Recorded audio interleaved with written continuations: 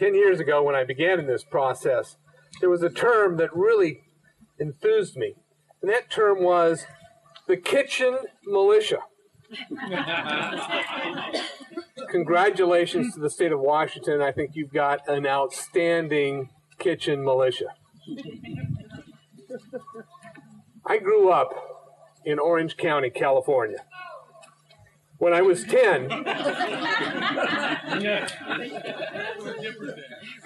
when I was 10 years old, Nikita Khrushchev visited Disneyland, and he said, "We will bury you, America, without firing a shot."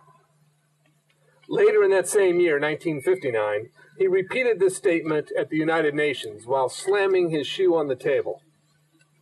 I thought he was nuts. Yet today, America is falling. We have not experienced a military invasion, so why is it that we're falling? What is it that Khrushchev knew that Americans have not yet figured out or acknowledged? Private property is under attack. Americans no longer feel confident that government secures the protection of their property.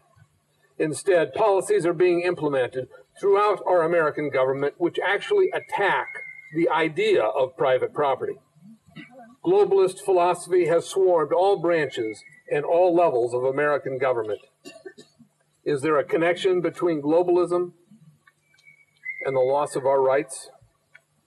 Our leaders, who are working for their own seat at the international table, have convoluted the interpretation of the American Constitution. At the core, these people seek to negate the political recognition of an individual's unalienable rights, one's natural right to life, to liberty, and to the use and enjoyment of property. There is a massive fifth column operating throughout our government. It is supported by a huge and well-funded network of non-governmental organizations, or so-called NGOs. These NGOs work to localize the globalist political movement. Organizations that are NGOs are accredited by the United Nations for purposes of implementing the globalist action plan labeled Agenda 21, Sustainable Development. Increasingly, the lands across America are being put off limits as people are increasingly forced into high-density, smart-growth communities. Your elected officials make this possible by accepting a bogus consensus. The American Wildlands Network may sound or look benign, but what you will discover are vast expanses of land that are being taken from people. They are being locked up away from any use. Interconnecting corridors that are designed to limit or block human passage bridge these expanses. This wildland network is designed to take control of the land across America. Power is being centralized and exercised over all of us. As you will see later, these expanses and corridors are throughout the country. The creation of these corridors are coming into formation, facilitated by the process of public-private partnerships. These partnerships have been in formation for decades. What I am going to do today is to define and illustrate how globalism works to sublimate the foundation of the American experiment. This sublimation is planned to occur through the implementation of a global-to-local action plan referred to as Agenda 21, which is oftentimes called Sustainable Development, which I will explain. Then I will give illustrations of how Agenda 21 plays out in your neighborhoods, cities, and on your landscapes. I will then suggest what it is that you can do in your own neighborhood to expose and ultimately reverse this anti-American curse that has swarmed our country. The battlefield for the modern world war is over the political recognition of unalienable rights. For example, Judicial recognition and protection of the right to the use and enjoyment of property has been largely abandoned. That accounts for this 10 years later not being the campground that the owner intends. Prohibitive zoning, open space mandates, resource extraction limitations, conservation easements, and use prohibitions, coupled with enforcement provisions of such things as the Endangered Species Act and various wildland bills, are all designed to chip away at the idea of private property. The Endangered Species Act often nullifies a landowner's natural right to the beneficial use of his property. Through the ESA, the courts have enabled massive legislative takings of property use. America cannot stand if the idea of private property is not protected.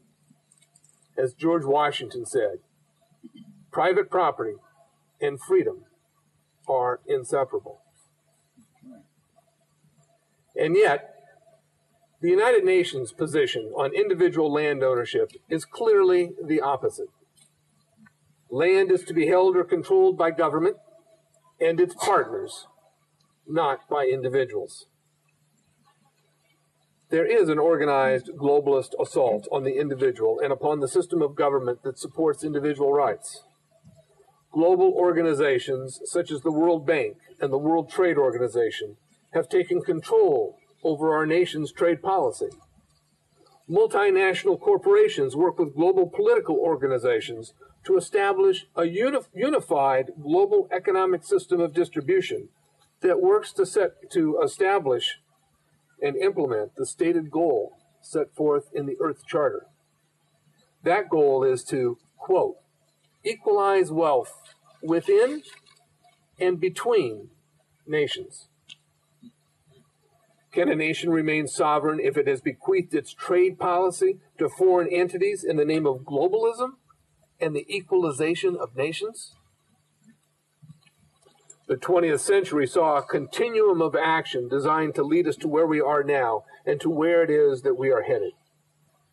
Through the formation of the United Nations and the internationalist organizations like the World Bank, the World Trade Organization, the Bank of International Settlements, an infrastructure has been established for centralized world government.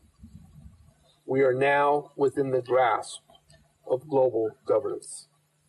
Today, this is euphemistically referred to as change. Obama may seek to pound the final nail. But why has individual liberty and national sovereignty so steadily eroded? One reason is that both political parties have supported the nationalized education policies that have increasingly indoctrinated youth into accepting global citizenship. Both parties have supported so-called new economics, which is public-private partnerships in place of free enterprise. And both parties are advancing social justice in place of equal justice.